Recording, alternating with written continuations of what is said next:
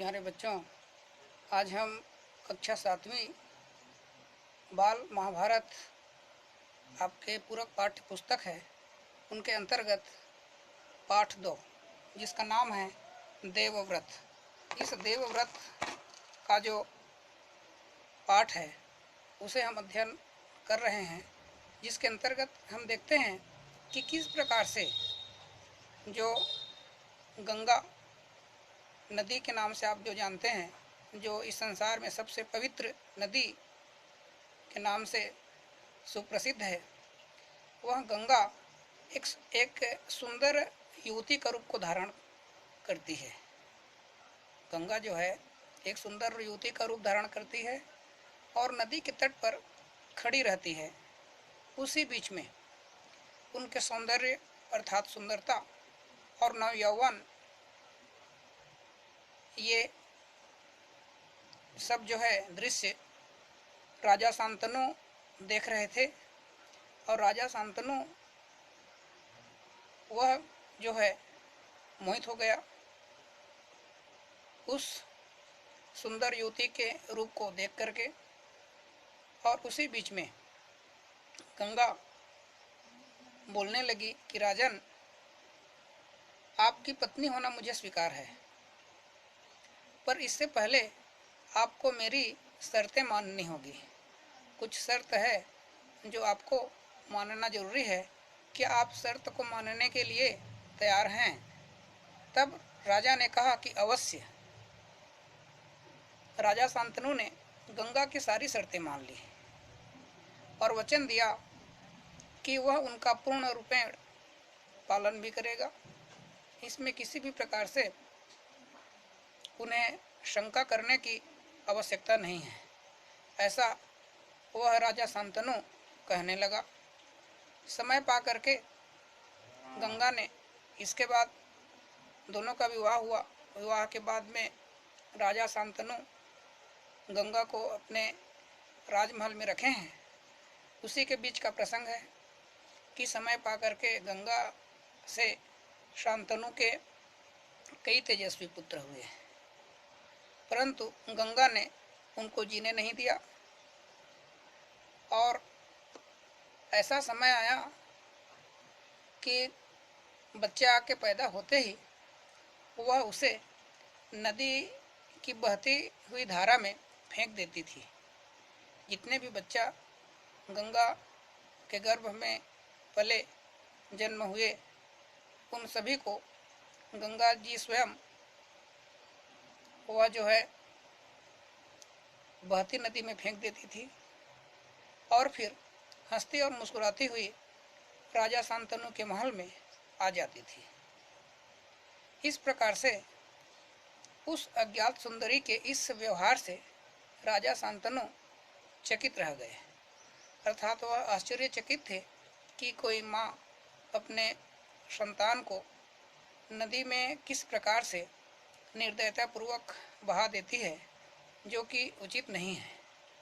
उनके आश्चर्य और क्षोभ का पारावार न रहा। आश्चर्य मतलब अचरज और क्षोभ माने दुख, और पारावार मतलब जिसका कोई सीमा नहीं रहा।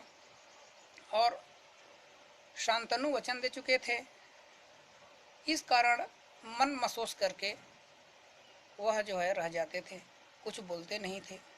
7 बच्चों को गंगा ने इसी भांति नदी की धारा में बहा दिया और 8वां बच्चा जब पैदा हुआ तो गंगा उसे भी लेकर नदी की तरफ जाने लगी। और ये सब दृश्य जो है राजा शांतनु अपने नेत्र से देख रहे थे। उसी बीच में शांतनु से रहा नहीं गया और उन्होंने कहा कि माँ होकर अपने नादान बच्चों को अकारण ही क्यों मार दिया? ऐसा आपको उचित नहीं है, ऐसा नहीं करना चाहिए। यह घृणित व्यवहार तुम्हें शोभा नहीं देता, आपके लिए अच्छा नहीं है। यह सब बात को गंगा सुन करके मन ही मन मुस्कुराती है और दिखावे के लिए राजा शांतनु के समक्ष वह क्रोध का अभिनय करती हुई कहने लगी कि राजन, क्या आप अपना वचन भूल गए हैं? मालूम होता है कि आपको पुत्र से ही मतलब है, मुझसे नहीं। आपको मेरी क्या परवाह है? ठीक है, शर्त के अनुसार अब मैं नहीं रह सकती और आपके पुत्र को मैं नदी में नहीं फेंकूंगी। ऐसा कह करके वह जो गंगा है राजा दशरथ के समक्ष बात करने लगी। इस अंतिम बालक को मैं कुछ दिन पालूंगी, अपने पास रखूंगी और फिर पुरस्कार अर्थात इनाम के रूप में मैं आपको सौंप दूंगी। इस प्रकार से गंगा राजा शांतनु के समक्ष बात करने लगी और यह कह करके गंगा जो है बच्चे को साथ लेकर के चली गई और यही बच्चा आगे चलकर भीष्म के नाम से विख्यात हुआ। उनका नाम भीष्म पितामह पड़ा। गंगा के चले जाने से राजा शांतनु का मन विरक्त हो गया। उन्होंने भोग विलास से जी को हटा लिया। उनका मन किसी भी प्रकार से राजकाज में नहीं लगता था, किसी भी प्रकार से उनको सुख नहीं मिलता था। और उसी बीच में एक दिन राजा शिकार खेलते खेलते गंगा के तट पर चले गए। गंगा के किनारे वह जो है पहुंच जाते हैं। उसी बीच में देखते हैं कि किनारे पर खड़ा एक सुंदर और गठीला युवक गंगा की बहती हुई धारा पर बाण चला रहा था, तीर चला रहा है वहां पर, और बाणों की बौछार से गंगा की प्रचंड धारा एकदम रुक गई थी। कितना उनका विशाल जो जल राशि है आप गंगा नदी में देखते हैं, वह नदी की धारा भी बाण की बौछार से रुक गई थी। और यह देख करके राजा शांतनु दंग रह गए, अर्थात स्तब्ध हो गए, चुप हो गए। इतने में ही राजा के सामने स्वयं गंगा आकर के उपस्थित हो गई और गंगा ने युवक को अपने पास बुलाया और राजा से बोली कि राजन, पहचाना मुझे और इस युवक को? यही आपका और मेरा 8वां पुत्र देवव्रत है। इनका नाम क्या है? देवव्रत। महर्षि वशिष्ठ ने इसे शिक्षा दी है।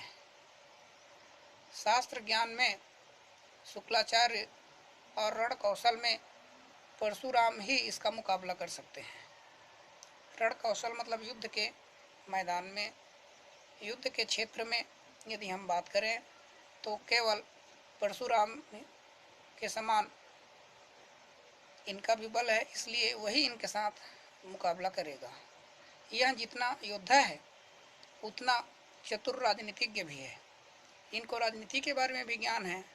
इनको युद्ध कौशल में कैसे अपने शत्रुओं से युद्ध करना है, किस समय वार करना है, किस समय पीछे हटना है, ये धर्म की जो बात है, जो राजनीति की बात है, जो ज्ञान की बात है, यह इस बालक को पूर्ण रूपेण ज्ञान है। इसमें किसी भी प्रकार से आपको शंका नहीं करनी चाहिए। और आपका पुत्र मैं आपको सौंप रही हूँ, क्योंकि यह पुत्र आपका ही है। इस प्रकार से गंगा राजा शांतनु के सामने कहने लगी। उसी बीच में अब ले जाइए इसे अपने साथ, ऐसा कहती है। और गंगा ने देवव्रत का माथा चूमा, उनको स्नेह किया और आशीर्वाद देकर राजा के साथ उसे विदा कर दिया। राजा के साथ उसे भेज दिया और वह जो माँ गंगा है पुनः अंतर्ध्यान हो गई।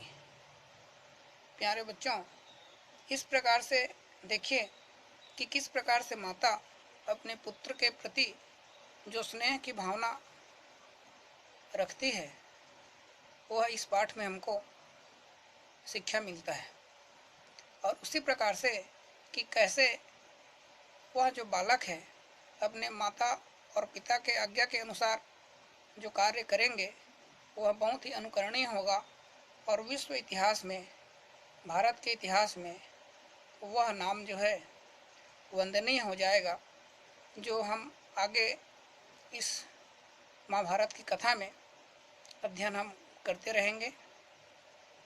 और इसी बीच में आप सभी के लिए इस पाठ से संबंधित गृह कार्य के लिए 2 प्रश्न दिया जा रहा है, जो कि बहुत ही महत्वपूर्ण है, जो ज्ञानवर्धक होगा। तो प्रश्न क्रमांक 1 है, राजा शांतनु के सामने गंगा ने क्या शर्त रखी। प्रश्न क्रमांक 1, राजा शांतनु के सामने गंगा ने क्या शर्त रखी। इसी प्रकार प्रश्न क्रमांक 2 है, गंगा ने युवक को अपने पास बुलाकर राजा शांतनु से क्या बोली। प्रश्न क्रमांक 2, गंगा ने युवक को अपने पास बुलाकर राजा शांतनु से क्या बोली। एक बार पुनः गृह कार्य का जो प्रश्न है, 2 प्रश्न, उन्हें दोहराया जाएगा, आपको बताया जाएगा। कुछ विद्यार्थी यदि बीच में कुछ छोड़ दिए हैं, लिख नहीं पाए हैं, उनके लिए काम का चीज़ होगा, इसको लिखेंगे। जिसमें प्रश्न क्रमांक 1 है, राजा शांतनु के सामने गंगा ने क्या शर्त रखी। प्रश्न क्रमांक 2 है, गंगा ने युवक को अपने पास बुलाकर राजा शांतनु से क्या बोली।